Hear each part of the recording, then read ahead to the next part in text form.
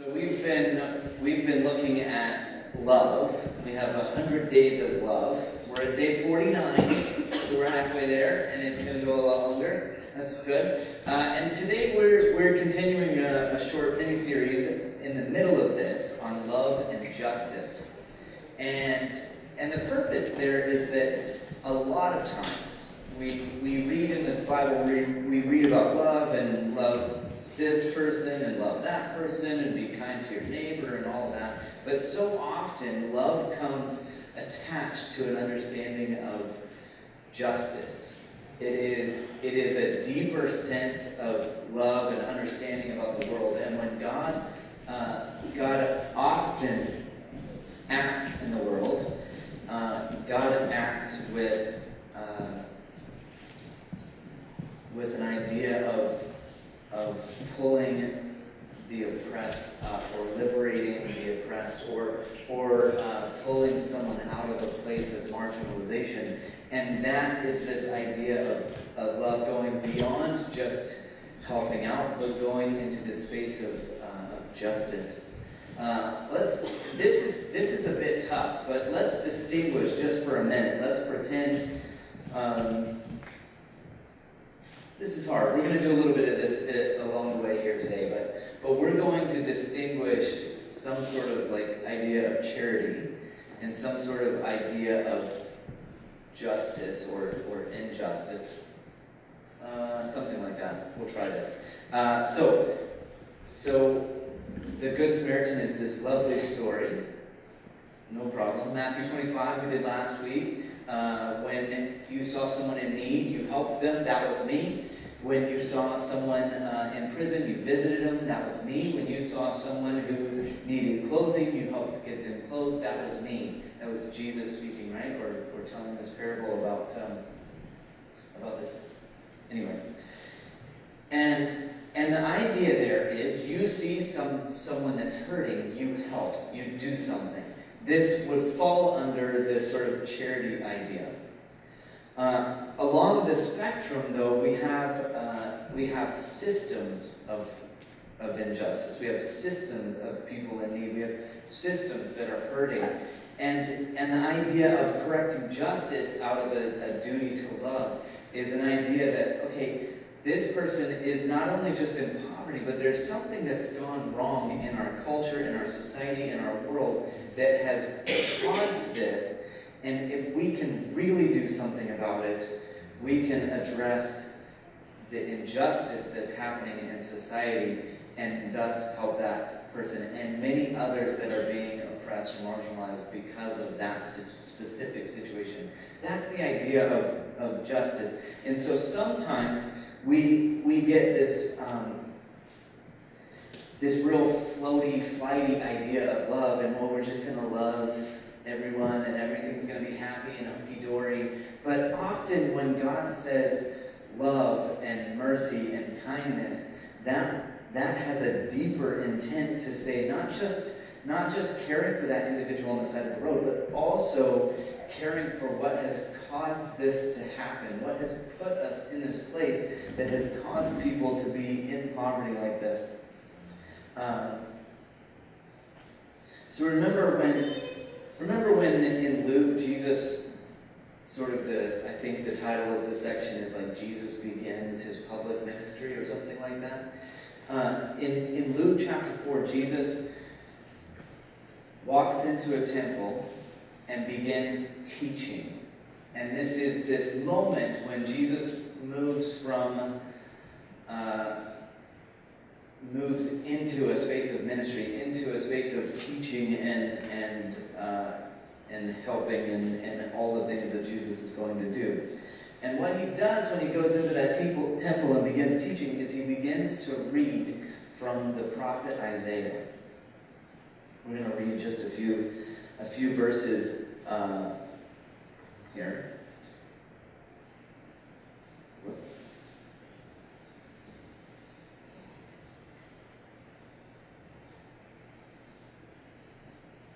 So he begins reading. He's actually reading from maybe chapter 61 or maybe 58. If you have your Bibles for the second time today, you can pull it out. And he says, the Spirit of the Lord is upon me because the Lord has anointed me. This is actually, I'm reading from Isaiah 61. He has sent me to bring good news to the oppressed, to bind up the brokenhearted, to proclaim liberty to the captives and release to the prisoners, to proclaim the year of the Lord's favor.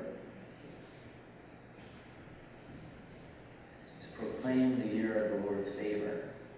And see, that is the space, that's the headspace that Jesus is in when he begins his ministry. So we're going to look at a few different things. I want to read, before we get too far along, I want to read chapter 58. So there's some reference to the same in chapter 58, but we're going to read from The Voice. Has anyone read The Voice before?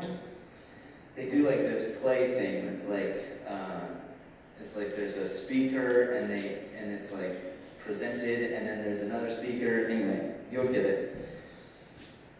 So we're going to start early on, but we're actually getting to verse 6, which is our verse today. Day 49. Eternal One. Tell my people about their wrongdoing. Shout with a voice like a trumpet. Hold nothing back. Say, this people of Jacob's line and heritage have failed to do what is right. And yet they look for me every day.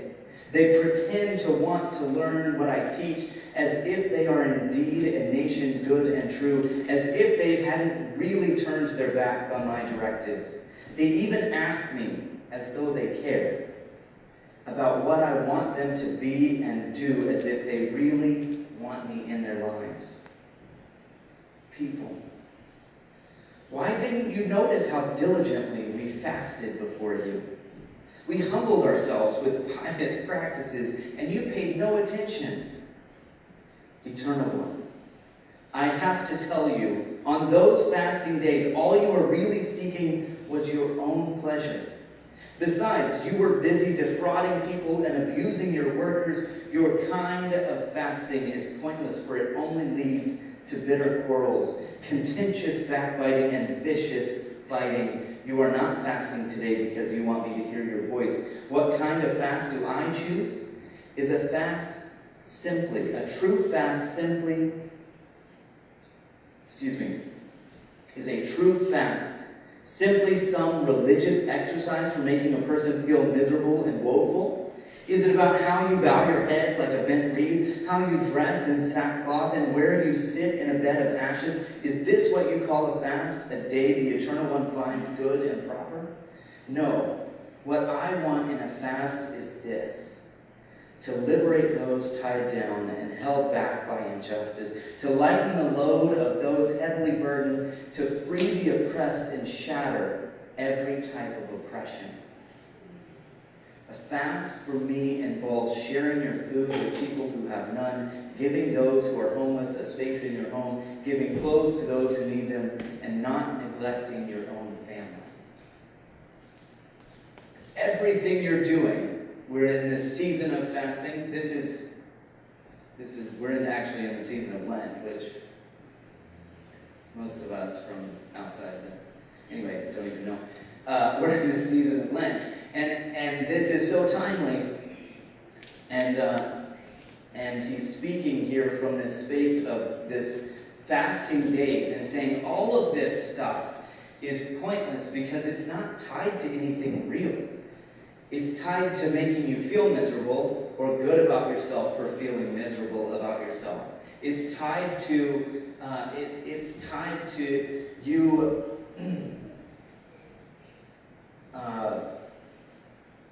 defrauding people and abusing your workers. It's tied to you feeling good about what you're doing.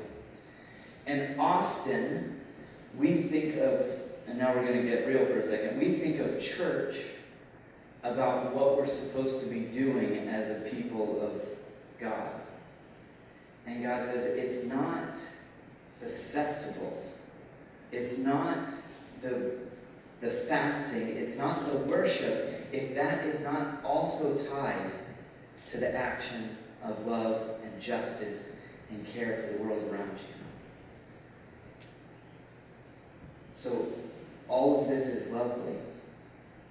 But if it's only making us feel good about ourselves, we're not doing what we need to be doing. And it's not true. It's not right. And I love this statement.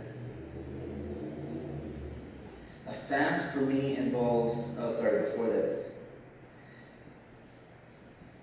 What I want is to liberate those tied down and held back by injustice, to lighten the load of the burden, to free the oppressed and shatter every type of oppression. That's what a fast looks like. That's what faith looks like. That's what he's really trying to get across. That's what real faith looks like. And so part of that is this space of charity. Part of that is seeing someone in need and helping.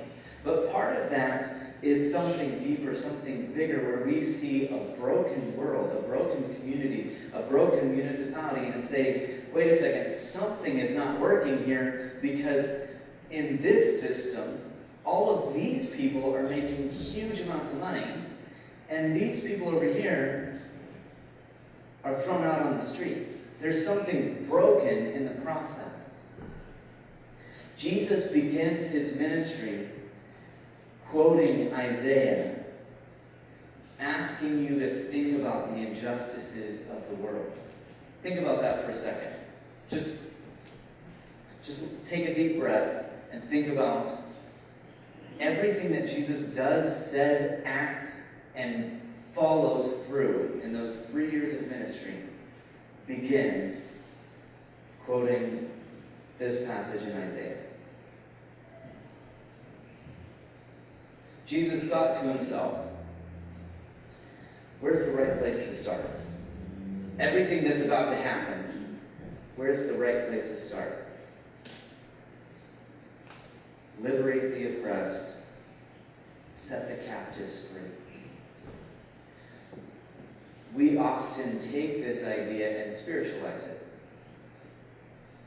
We talk about oppression of sin, oppression of our own personal desires, oppression, and we don't need to undo those ideas. Those are genuine, legitimate concepts that we need to hold on to.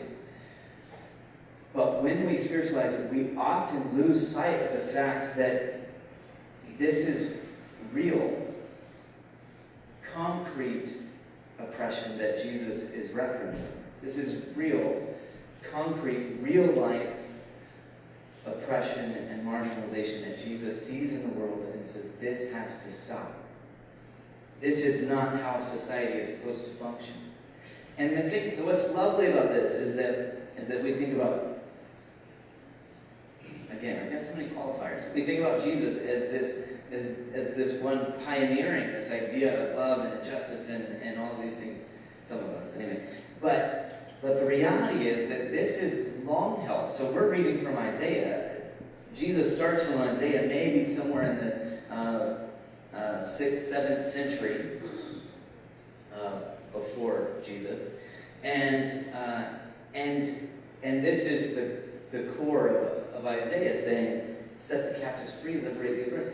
We're going to go back even further, because when we look at the law code, which is boring and bland, blah, blah, blah, but the law code is this beautiful place where we see true concern, an attempt to prevent the injustices from happening in the first place. The round circle. Okay. So in the law code, we'll just look at a few different laws. You are supposed to grow your crops, but leave the corners for people who don't have food to go and glean the corners of your crops so that they can eat and live and survive. They ask for a tithe in the law code, 10% of your crops, of your wealth, going to people in need. Then there's some interesting things. So that's like normal, okay, help people that need help. But then there's some interesting things. If you've hired a worker to come and work your land, you need to pay them before nightfall. So it's an attempt to prevent someone from taking advantage of laborers. Pay them before nightfall so that they get their pay and they can live and survive, and you don't hold it or withhold it from them for some unjust causes. If you have taken a cloak, this is a funny one, if you have taken a cloak as collateral from someone, you need to return that to them before nightfall. You are not to charge interest to those who are in poverty. You are not to charge interest to those who are in poverty. For a while, Maple Ridge was shutting down like all kinds of not like the city, but as a whole. Nice places were closing, and check cashing companies were opening. And I was just watching one after the next, and I was like, what is wrong with our community? You're not to charge interest to those from poverty. Financial debts are to be forgiven every 7 years. And if you've offered yourself, or if someone has offered themselves as a slave for the debts that they owe you, they are to be released every 7 years. Land is to be redistributed every 50 years. Can you imagine what would happen if we were just like, well, time's now. This belongs to you, this belongs to you. That would not go well. It would not go well today. But the idea is that we have a tendency, families or individuals or companies, to accumulate wealth. Use that wealth to oppress others, and slowly but surely, or quickly and just incessantly, we have a distribution of wealth that is very, very small percentage of people with lots of wealth and lots of people with none. So you'll redistribute land every 50 years. And just to top it off, if you're selling grain or anything in the marketplace, you need to use just measurements to sell those things, specifically to the poor. So basically, the idea is, how can we prevent many of the injustices in society? Remember that they have special laws on how you treat a foreigner. A foreigner or a sojourner is someone that walks onto your land that has nothing, no family to rely on, nobody around that can take care of them. This is somebody that is extremely vulnerable in these conditions, and they have special laws on how you treat the foreigner. So we might think about that as like a refugee, someone that has left, that has little to nothing, no family support, no economic support, and they arrive in just completely at your will. How are you going to respond? And we're watching the world respond right now, aren't we? And we can see who are the good guys and who are the bad guys. That's how I feel. I look around and I go, oh, that was pretty simple to sort out. So the difference between this idea of charity and this idea of justice is that in one, we're at the root level. There's a story, I don't know, it seems like every nonprofit workshop or something goes through this story. So I'll share it with you, and you can do what you want with it. Maybe you've heard it, and you can shut your brain off for a few minutes, whatever. There's a small community that lives by a river, and they're in and out of the river every day, getting the life sources that they need from the river, drinking and washing and all different things, and it's just a small community. And one day, someone that's there getting water spots a small child rushing down the river from upstream. And they run out into the river and rescue this infant, toddler, small child, and bring him back to the shore.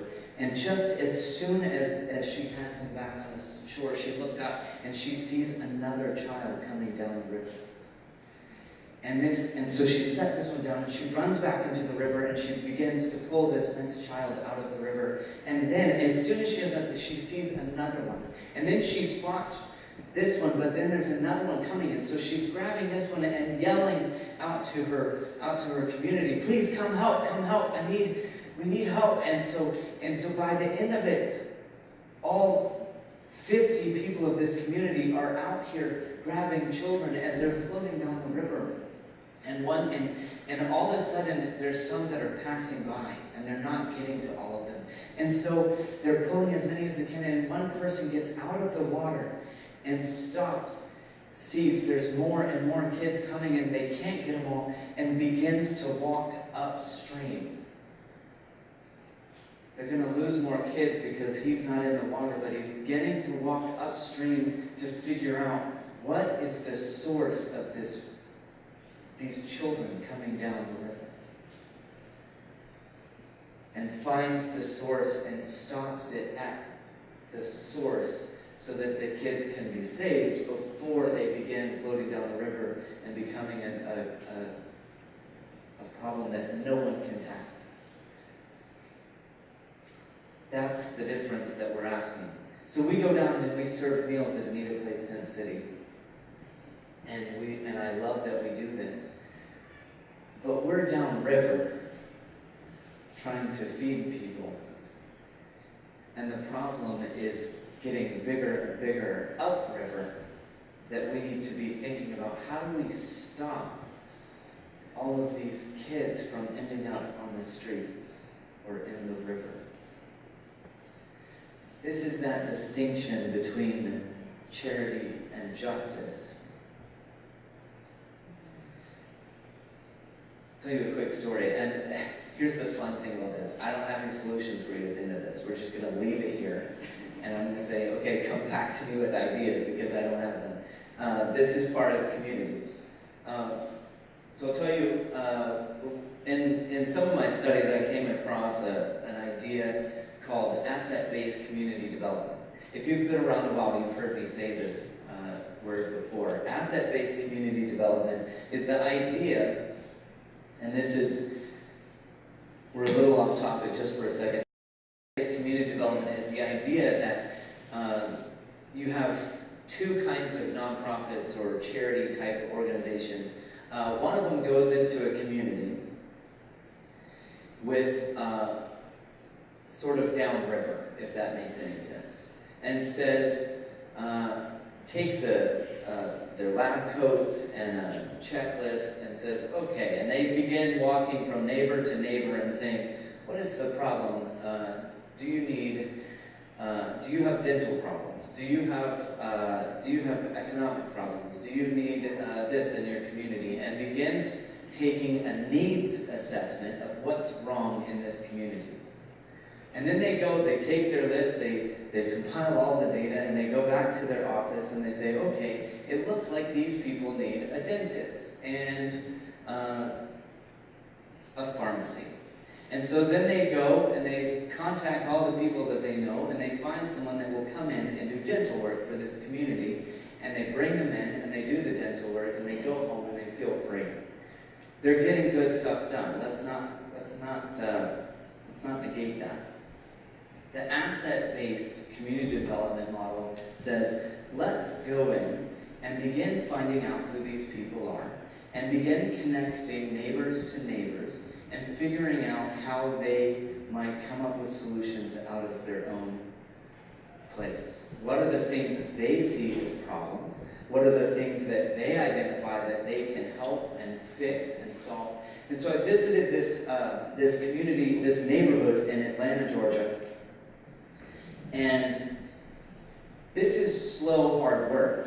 What you're talking about is figuring out what assets do we have as a neighborhood, as a community, as a church body. What assets do we have to begin solving the problems that we see in our own community? And so I visited this neighborhood in Atlanta, Georgia, and they were told, you need this, this, and this. But they got together, and they started working, and they started finding solutions within themselves. They said, you know what? this person's telling me we need more police in here because we have drug dealers at our local park. We'd like to use our local park, but you know what the problem is? They keep shooting out the streetlights, and we could really use some streetlights so that we know what's going on in our local park. And that would help us understand what's happening and allow our kids to go back to the streets and play like we used to. And so they worked together to figure out how are we going to get the city to actually come and fix our streetlights, because they don't care about us, and what are we going to do next? And they began organizing, and over the time of a decade, this drug-ridden, gang-ridden neighborhood became a local community that was taking care of one another, that was out in their community, that had the street lights and the gangs pushed out of their neighborhood because they got together and said, what do we need to do? You know what they did? They started holding protest walks in their own neighborhood in the middle of the night. They would get out together and they would walk the streets. And the neighborhood, not police, not somebody coming in, the neighborhood got together. Mostly the women walking in the streets in the middle of the night to get these gangs out of their neighborhood. It took 10 years to get them where they wanted to be, to where you would not look at this neighborhood and go, oh man, they need some help. Well, what can we do? You flood them with ideas and money, and everything falls apart in 2 years because the people are gone. But they've invested and they've done the work. This is the difference between charity and justice. It is the difference between going in and just helping versus going in and saying, how can I help make this stronger with you? What ideas do you have to improve this community, this space, this neighborhood, this church? This is a totally different mindset.